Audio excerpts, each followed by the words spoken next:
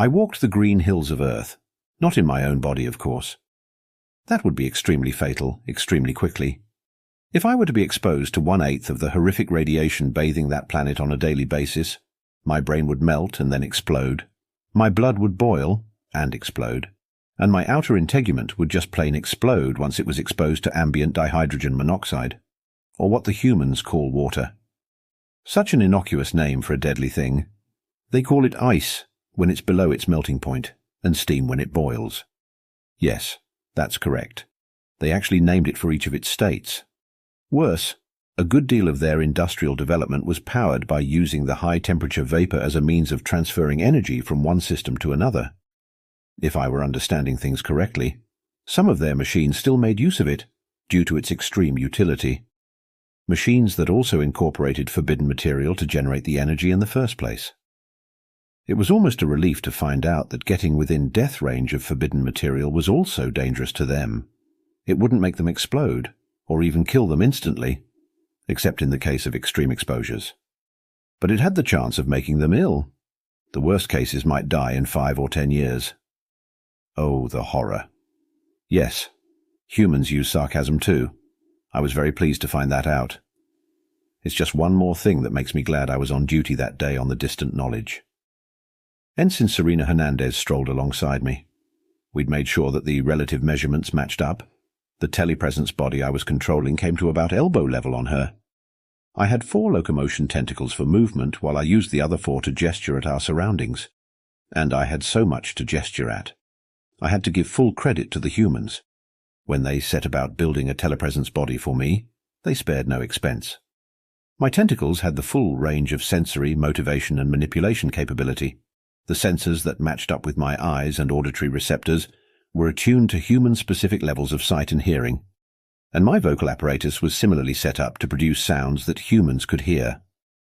But the most amazing technology was the actual signal linkage.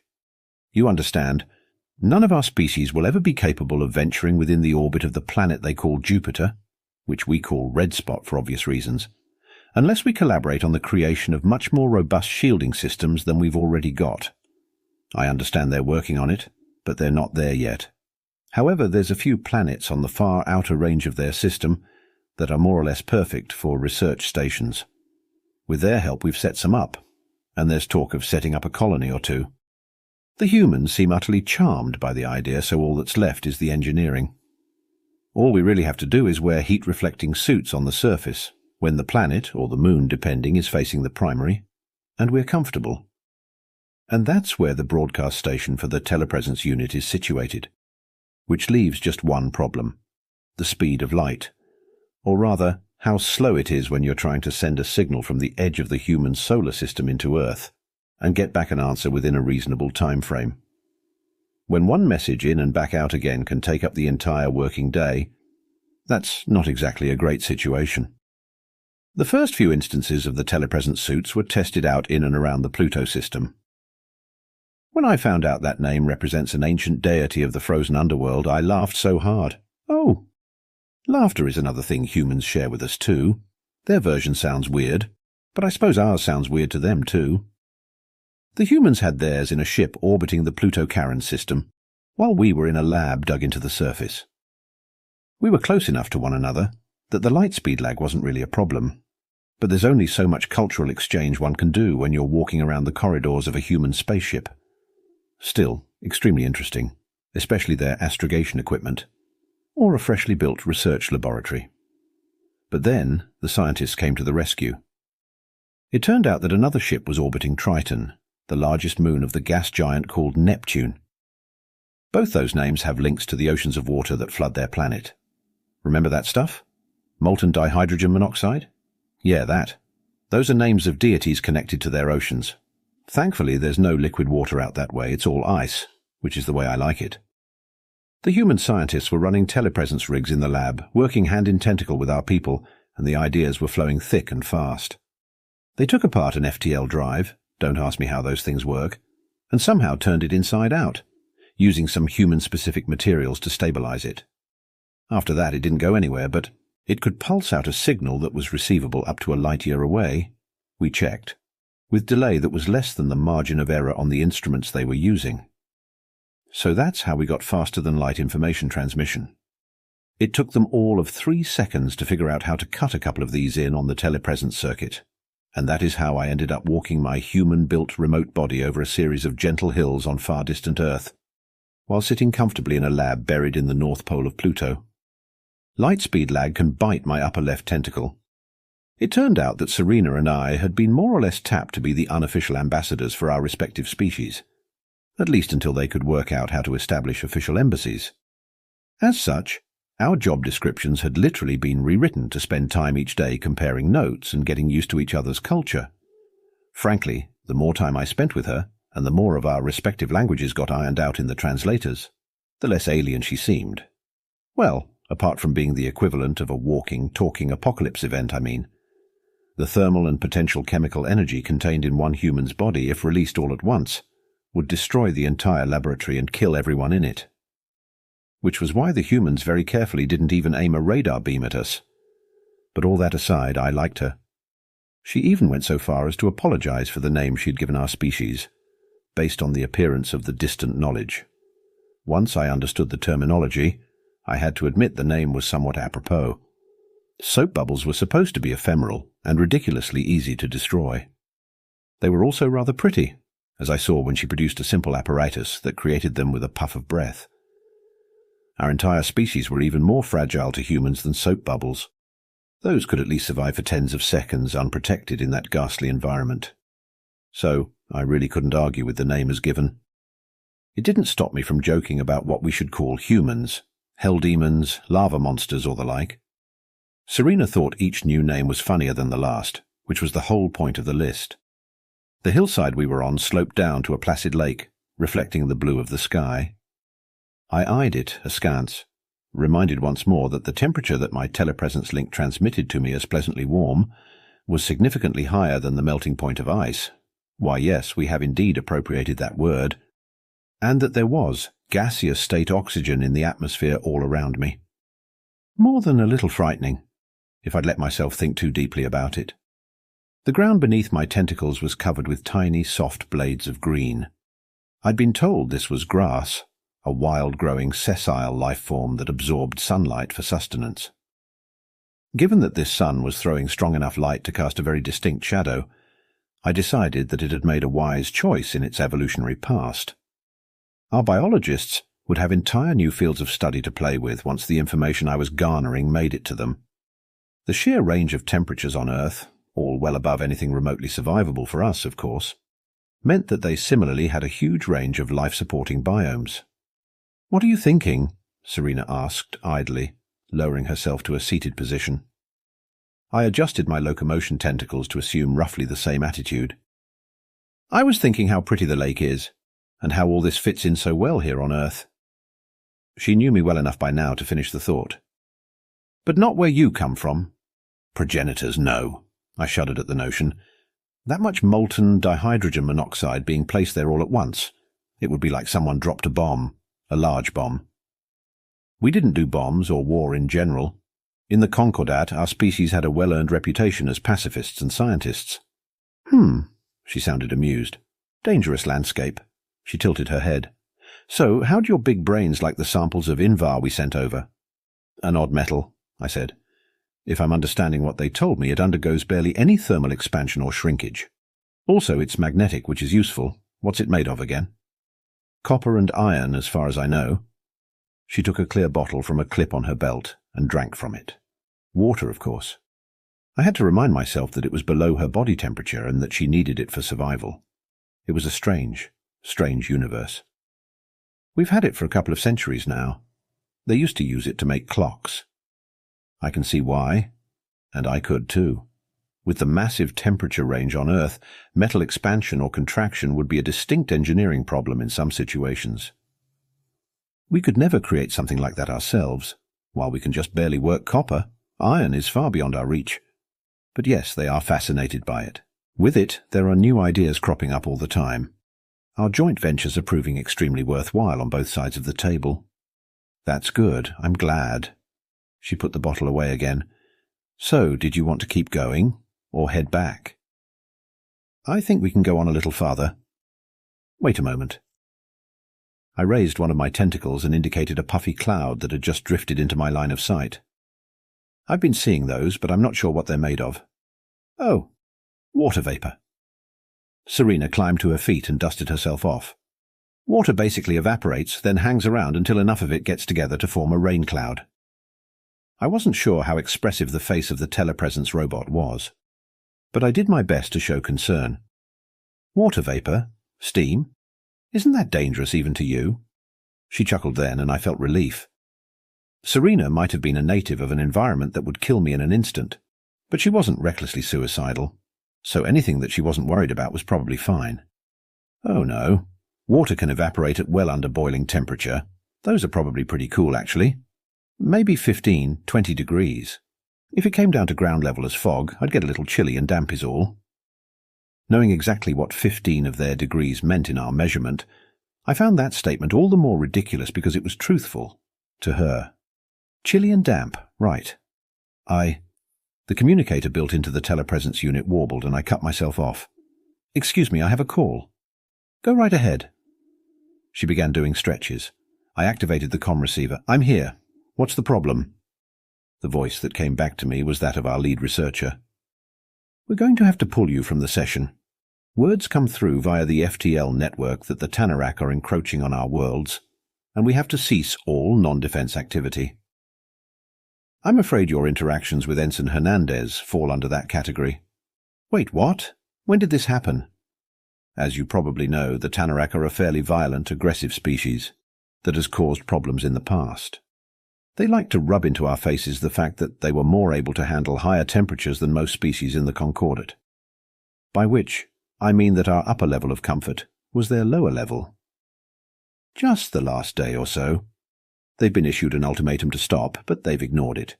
Their fleet's bigger and more powerful than before, and it seems that they've got information about the location of our homeworld. That wasn't good. That wasn't good at all. Concordat members kept such sensitive information quiet, except from those species they really trusted, for just such a reason as this. And now, somehow, the Tanarak had it. So what are we going to do? Bunker down, ask the humans for help, hope for the best. Cutting link to telepresence robot in... Wait. A blinding flash of insight had just exploded in my mind, brighter even than the humans' primary from Earth. Don't cut the link. Can you patch me through to the Tanarak invasion force instead?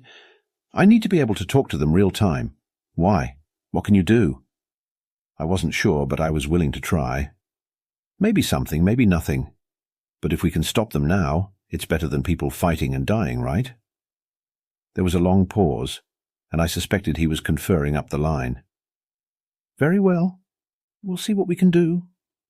Thank you. My vision cleared, and I was looking at Serena once more. She was peering back at me intently, leaving me to wonder how she knew something was wrong. You've got a problem? It wasn't a question. Can we help? I hope so.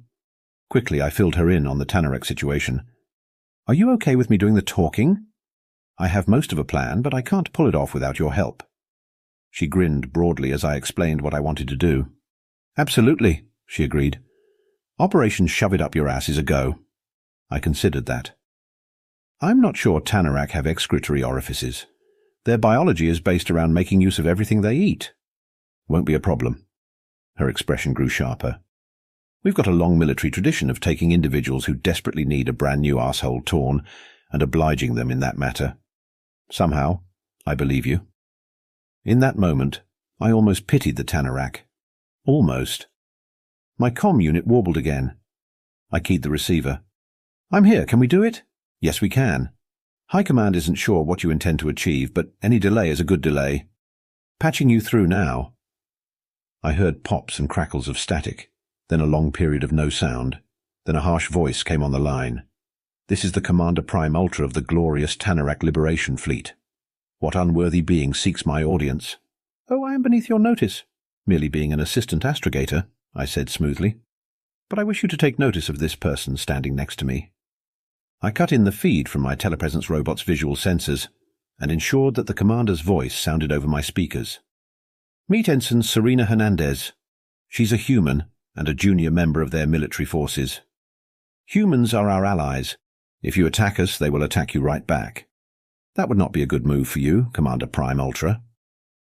An image popped up in my field of view of the Tanarak officer.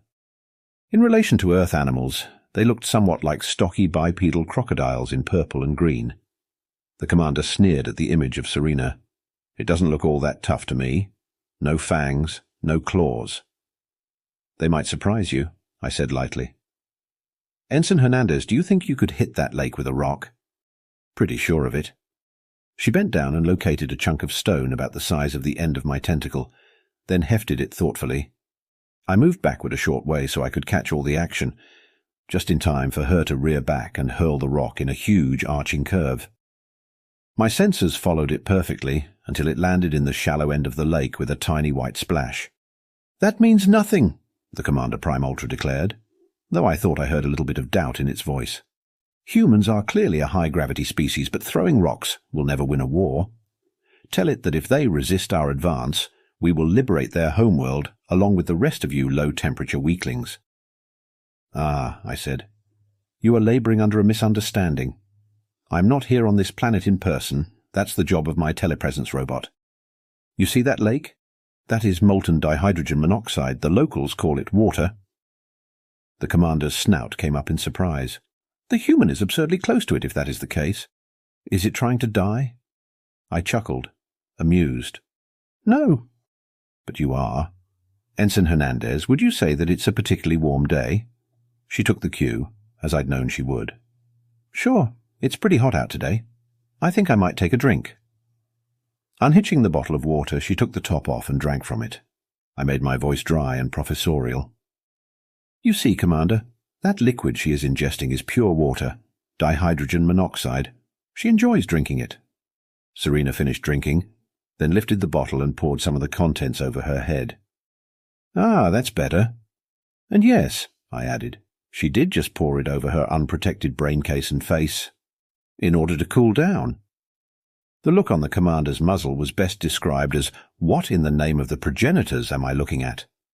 How is this possible? Humans, I explained carefully, are an extremely high-temperature species. They routinely shape and work iron and titanium. They handle the forbidden materials with only incidental shielding equipment. Their home planet is only a little over 200 million sakar from its primary. I turned my sensors so that they captured a good image of the incandescent yellow sphere. They can survive in temperature extremes that would melt you into your component compounds. And yes, they drink molten lava to cool themselves down. They are not a star-travelling race.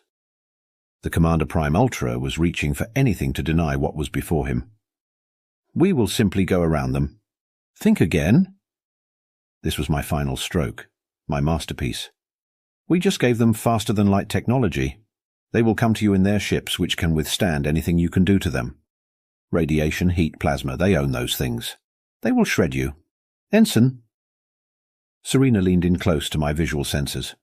Had I not known her well, I would have been intimidated. As it was, I saw the Commander Prime Ultra lean back a little. We have a little saying here on Earth, she said in accented but fluent concordate trade, the language the Commander and I had been speaking to this point. Fuck around and find out. If you think you're tough enough, come right ahead. We will stand by our allies, and we will kick your asses. Your call. The Commander Prime Ultra didn't answer for a long moment. When it did, its voice was much less arrogant. There has clearly been a misunderstanding. Our Liberation Fleet will be ceasing its expeditionary cruise and returning to port. We hope there will be no hard feelings over this. That, I said cheerfully, will be up to the humans. I cut the call from my end, secure in the knowledge that those higher in the chain of command from me would be taking it up, and raised my upper right tentacle. You did it, I said. You scared them away. Is this what you call a high-five moment? Serena obliged with a slap against the surface of the tentacle. My manipulation nodules weren't quite fingers. Neither were there merely 5 of them, but the principle was the same. We did it, she corrected me. I wish I could have seen his face. I'll send you the recording, I promised. Did we just stop a war? I felt as though I wasn't sure which way was up anymore. Surely did, Serena grinned. It's a good feeling, isn't it? It is. I turned around, looking up at the brilliant yellow sun and white clouds in the blue sky, and for the first time I truly appreciated them for their beauty. For all that it would kill me in an instant, Earth was a really nice place to be.